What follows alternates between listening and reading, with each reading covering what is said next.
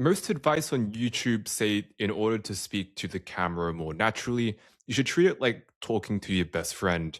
But instead, I find it more useful to treat it like you're performing in front of hundreds of people, which sounds totally insane. But as someone with hundreds of thousands of views on multiple YouTube videos, I find this more useful because when you're talking to a friend, you get feedback from their facial expressions and the way they react.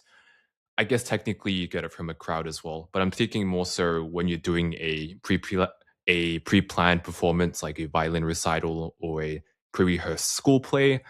But instead of having stage fright and only having one shot to do it right, with a YouTube video, you can cut it up into small segments and have infinite tries.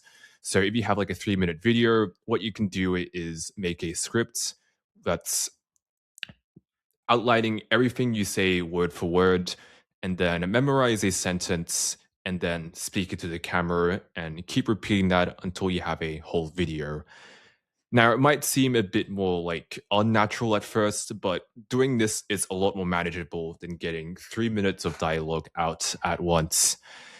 And you can also focus more on emphasizing certain words because one issue that beginners have is that they sound really monotone like this and their face doesn't move at all and something just sounds wrong with their voice. But over time, you'll get a sense of how to speak with more cadence.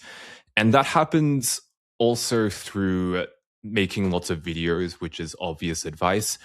But this happens specifically because you're either going to edit your own videos or you're going to get someone else to edit your videos for you, unless you're making something that requires minimal editing.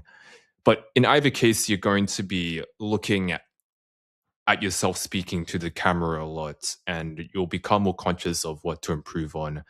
So obviously, getting the reps in will help a lot in that respect.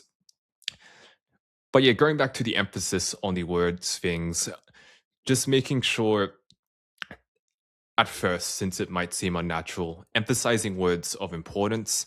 Like, I'm just thinking of a Mr. Beast example where he's like, today we have 3 billion contestants fighting for $1 million. You can kind of, that's obviously an exaggerated example of it, but it can be useful to conceptualize. And in the script, you can even outline or highlight certain words that you think deserve that attention, but it's not super necessary. So I think that's essentially it.